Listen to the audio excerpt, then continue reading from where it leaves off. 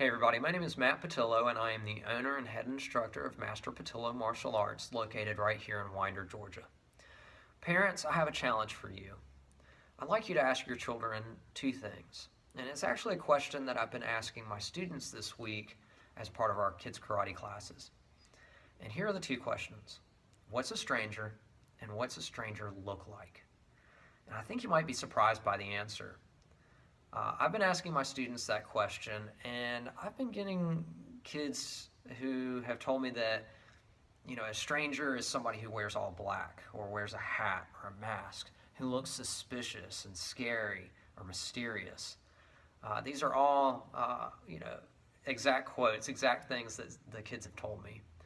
And so one thing that we've been talking about is the difference between good strangers and bad strangers. Let's say, your kid gets lost, you're at Target or Walmart or Publix, and you turn around and your kid's missing, right? They've wandered off, or they weren't paying attention and you continue down the aisle.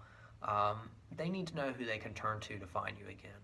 And so one of the things we talk about is good strangers, right? Police officers, firemen, store clerks, cashiers,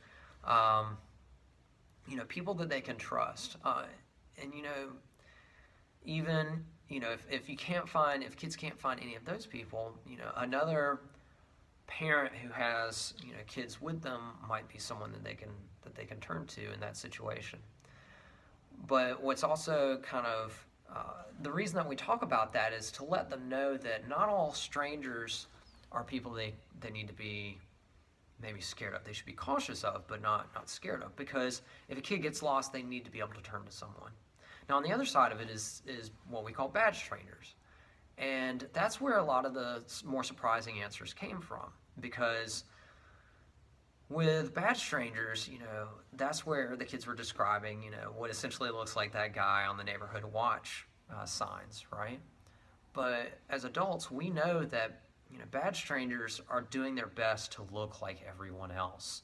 They want to look like the nice person, and they want to kind of give those kind of stereotypical, they tell a kid, hey, I've got some candy, or I've got the new PlayStation 4, or I've got some puppies, I've lost my puppy, that sort of thing, and they're trying to lure children away. One example might be is if your child does get lost in the store and they start calling out, Mom, Mom, and the stranger can kind of key in on that and just be like, oh yeah, your mom, she had to leave. And she told me that she wanted me to give you a ride, and just come with me and I'll take you to your mom, right? That's something our kid needs to know about, that, a good stranger, somebody who works in the store, is not going to take you out of that store, right?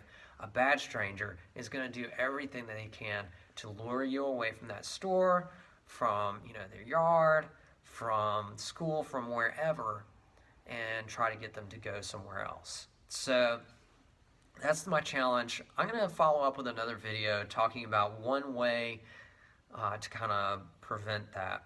And I'm going to follow up with that later in the week. But in the meantime, I want you to start with those two questions. Start with that challenge that I gave you at the beginning of this video. What's a stranger? What does a stranger look like? Okay, and I want that to open up a conversation between you and your kids. And it may kind of surprise you, but it's a good opportunity for you as parents to revisit this topic, because this is a topic that's really important and needs to be discussed over and over and over again. Okay, so that's my challenge for you. If you have any questions, feel free to leave a comment in the comments below. And I hope that you have a great conversation with your kids, and I hope you both gain something out of it. Patience.